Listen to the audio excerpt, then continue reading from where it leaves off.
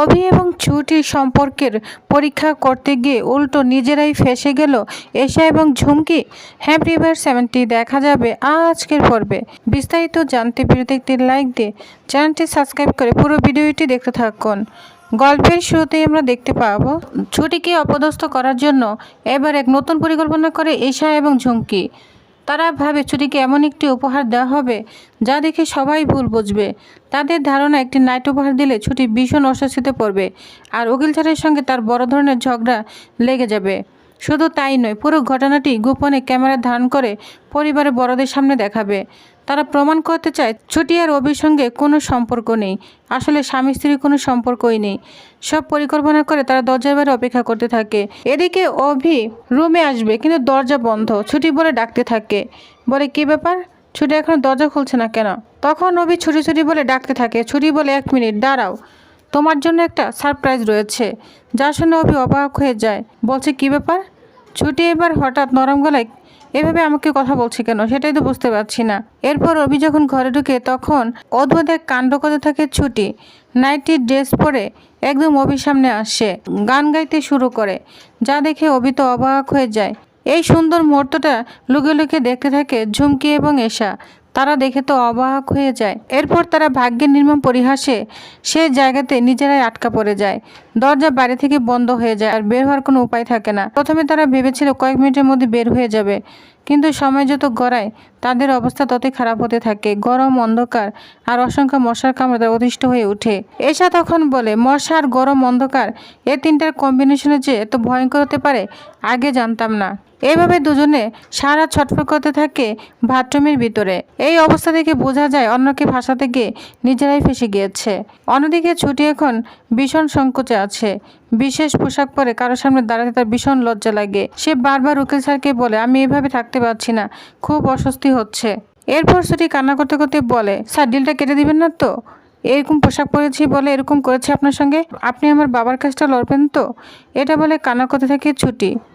অভি তখন বলে, দেখুন ছুটি, আমাদের মধ্যে যে চুক্তি হয়েছে সেটা যেমন সত্যি, তেমন একজন মেয়ে হিসাবে আপনি যে কঠিন পরিস্থিতির মধ্যে দিয়ে যাচ্ছেন সেটাও আমি বুঝতে পারছি। আপনি নিশ্চিন্তে থাকুন, আপনার বাবার মামলার দায়িত্ব আমি ছাড়ছি না। আগে আপনি গিয়ে পোশাকটা পাল্টে নিন, আমি বাইরে অপেক্ষা করছি। এরপর অভি ওইখান থেকে চলে যায়। উকিল স্যারের এই সম্মানজনক আচরণে ছুটির মনে নতুন একটা ভরসা তৈরি করে।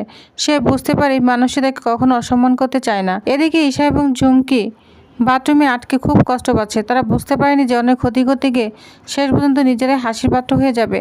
এরপর ডাইনিং টেবিলে আসলে ঠাম্মি তাদের অবস্থা দেখে অবাক হয়ে যায়, বলছে কি ব্যাপার, তোমাদের এরকম কিভাবে হয়েছে? তোমাদের দেখে মশার কামড়ে একদম ফুলে গিয়েছে। তোমরা সারাত কোথায় ছিলে? তোমাদের এই অবস্থা কি করে হলো? ঈশা কোনো উত্তর দিতে পারে না, লজ্জায় মুখ নিচু করে থাকে। এরপর ছুটি ওইখানে বরফ এবং চন্দন নিয়ে আসে, বলছে নে নে ঝুমকি, এগুলো মুখে লাগিয়ে নে, ঠিক হয়ে যাবে। তখন ঝুমকি বরফ এবং চন্দনটা নিয়ে নেয়। এরপর ঠাম্মি এবং সবাই বুঝে যায় নিশ্চয়ই কিছু একটা হয়েছে। ছুটি সবকিছু দেখে কোনো বিদ্রুপ করে না, বরং স্বাভাবিক আচরণ করে সবার খোঁজ নেয়। তার এই ব্যবহার একবার প্রমাণ করে যে প্রতিশোধ নয়, সম্পর্ককে গুরুত্ব দেওয়া। এদিকে অভি এসে সবার সামনে বলে দেয় যে ঝুমকি এবং ঈশা কি করেছে। বলছে, ঠাম্মি জানো তো, কালকে রাতে ঈশা এবং ঝুমকি আমাদের উপর নজর রেখেছিল। তখন ওইখানে নবীর মা চলে আসে, বলছে ছি ছি ঈশা, তুই আমার পেটের মেয়ে হয়ে তুই এরকম কাণ্ড করতে পারছিস? ভাবতেও আমার লজ্জা লাগছে। ঈশা তখন কোনো উত্তর দিতে পারে না, মাথা নিচু করে দাঁড়িয়ে থাকে। অভি তখন কঠোর হয়ে বলে এবং বাড়ির সবাইকে জানিয়ে দেয় ঝুমকি আর এই বাড়িতে থাকতে পারবে না। আদালতের মামলায় সে একজন গুরুত্বপূর্ণ সাক্ষী। যদি তার বাবা অভিযোগ করে তাকে জোর করে বাড়িতে আটকে রাখা হয়েছে, তাহলে পুরো মামলায় বিপদের মুখে পড়বে। আজকে ঝুমকিকে এই বাড়ি ছাড়তে হবে, এটাই আমার চূড়ান্ত সিদ্ধান্ত। ঠাম্মি বলে, কেসের সম্পর্কের সাথে পরিবার কোনো সম্পর্ক নেই, ওকে বাড়ি থেকে তাড়িয়ে দেওয়া ঠিক হবে না। অভি তখন বলে, এটা শুধু অতিথির বিষয় নয়, এখন এটা হচ্ছে আইনের বিষয়। সামান্য ভুল সিদ্ধান্ত আমাদের সবার জন্য বিপদ ডেকে আনতে পারে। এরপর অভি ছুটিকে বলে, যাও এক্ষুনি ওকে এক্ষুনি দরজার বাইরে নিয়ে ফেলে দিয়ে আসো। যা শুনে অবাক হয়ে যায় ছুটি, বলছে কি বলছো? ও তো আমাদের বাড়ির অতিথি, তো নারায়ণ, তাই না? অভি তখন বলে, কি ও অতিথি? ও হচ্ছে একজন মামলার গুরুত্বপূর্ণ সাক্ষী। যদি ভুল সাক্ষী দেয় না তাহলে আমরা বিপদে পড়ে যাব ছুটি। আচ্ছা, তোমার সঙ্গে কথা বলে কোনো লাভ নাই, শিখা যাও তো, তুই দরজার বাইরে ওকে ফেলে দিয়ে আয়। এরপর শিখা বলে, দাদা দাঁড়া, আমি এক্ষুনি যাচ্ছি। এরপর শিখা ছুটি বলে দুজনকে ঝুমকিকে একদম গেটের বাইরে কোলে তুলে নিয়ে ফেলে দিয়ে আসে, যা দেখে অবাক হয়ে যায় সবাই। অন্যদিকে রুদ্রকাঞ্চিলাল এবং রুমা তারা একটা বৈঠক বসেছে। তারা আলোচনা করছে কিভাবে আষ্ট্রবাড়ির সম্পত্তি নিজেদের দখলে নেওয়া যায়। রুদ্র কাঞ্জিলাল বলে, যেভাবেই হোক একটা জাল দলিল তৈরি করতে হবে, তারপর পুরো আষ্ট্রবাড়িটা আমাদের নামে করে নিতে হবে। পরে চাইলে বিক্রি করব, চাই ব্যবসা করে, যাই হোক কিছু একটা করতে পারবো। রুমা তখন বলে, তাদের আসল উদ্দেশ্য মানুষের উপকার নয়, কোটি টাকার সম্পত্তি দখল করা। অন্যদিকে ইন্দ্র চলে এসেছে রুমাদের বাড়িতে ফুল নিয়ে। ইন্দ্র বলে, রুমা তো সবসময় আমাকে সারপ্রাইজ দেয়, কিন্তু এবার আমি ওকে সারপ্রাইজ দিব। এই বলে রুমাকে খুঁজতে থাকে আর মনে মনে ভাবে যে সে ছুটিকে সব কিছুই জানাবে রুমার ব্যাপারে। অভিকে তো জানাতে পারছে না, কিন্তু ছুটি তো তার বোন, আর ছুটি তাকে অনেক বিশ্বাস করে। তাহলে আমি কেন বলতে পারবো না? আমার বোনকে সব কিছু বলতেই হবে।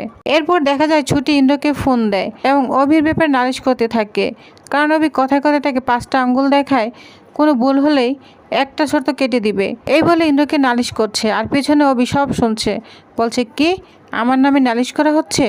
আর ইন্দ্র মনে মনে ভাবে, ছুটি কত সরল, ও সব কিছুই আমাকে শেয়ার করে, কিন্তু ওকে ঠকানো ঠিক হবে না। ওকে আমাকে সব কিছু খুলে বলতেই হবে রুমার সম্পর্কে। এরপর তখন এখানে রুমা চলে আসে। রুমা তো ইন্দ্রকে দেখে একদম জড়িয়ে ধরে আর বলছে, আমার জন্য ফুল এনেছো? এই কথাগুলো ছুটি শুনতে পায়, কিন্তু পুরোপুরি শুনতে পায় না। বলছে, কি ব্যাপার, মেয়ের কণ্ঠ মনে হচ্ছে। এরপর অভিকে বলে, জানেন তো ইন্দ্রদারও এখানে একটা মেয়ের কণ্ঠ পেলাম। অভি তখন বলে, হ্যাঁ বুঝতে পেরেছি, ও প্রেমে পড়েছে, ও হাবুডুবু খাচ্ছে। তখন ছুটি বলে, ঠিক বলছেন তো, প্রেমে পড়া তো অনেক ভালো। জানেন তো, প্রেমের গল্প শুনতে আমার খুব ভালো লাগে। ছোটবেলা থেকে টেলিভিশনে প্রেমের গল্প দেখে সে আবেগপ্রবণ হয়ে পড়তো। অভি তখন বলে, হ্যাঁ হ্যাঁ জানি তো, আপনি তো একজন গসিপপ্রিয় মানুষ। ছুটি তখন মুখ ফুলে উত্তর দেয়, আমি গসিপ করি না, আমি শুধু মানুষের সুখের গল্প শুনতে ভালোবাসি।